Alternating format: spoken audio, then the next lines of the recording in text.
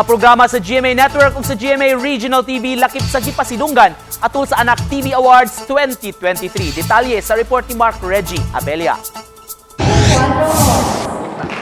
Gipasidunggan ang 24 oras isip household favorite programs ubos sa television category sa Anak TV Awards. Gidawat kini nila Senior Vice President sa GMA Integrated News, Regional TV and Synergy, Oliver Victor B. Amoroso, ug Vice President and Deputy Head for News Programs and Specials, Michelle Seva. This amplify kasi our role, especially our GMA Integrated News, hindi lang sa mga local communities but sa bansa natin, that we have to deliver responsibly the news sa pagtutulungan ng lahat ng ating platforms mula sa TV News, Manila, Regional TV, Radio, and Digital News.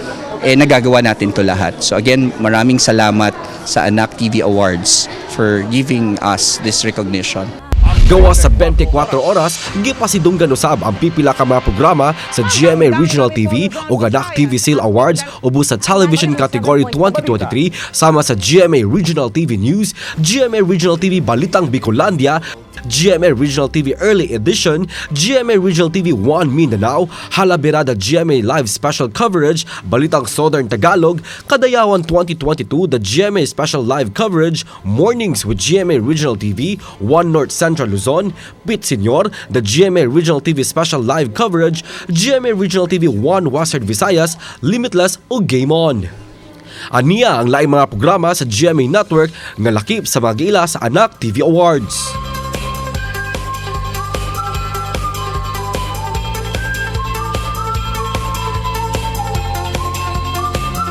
Giila usab nga makabata stars male television category sila multimedia star Alden Richards, Alin Ansay, Drew Arellano, Michael V, Black Rider star ug unang hirit co-host Mateo Godicelli ug Pulang Araw star David Licauco. Napili usab sa makabata stars female television category sila Abot Kamay ang Pangarap star Jillian Ward, Sofia Pablo, Pulang Araw star Barbie Forteza, Asia's Limitless star Julian San Jose ug Bea Alonzo. Gipasidunggan usab og Anak TV Special Tribute si 24 oras anchor ug veteranong journalist nga si Mike Enriquez, isip labing unang Anak TV Hall of Famer.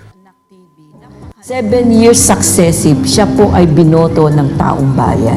Inikot po namin Pilipinas asking them, who do you think deserve to be your role model? At very proud siya na meron siyang Anak TV Seal na award because sabi niya, every time ako ay nasa radio o sa TV, naalaala ko, I owe it to the children. I owe it to the next generation. Kauban si Clans Gabutin, Mark Reggie Abelia, GMA Regional TV Live.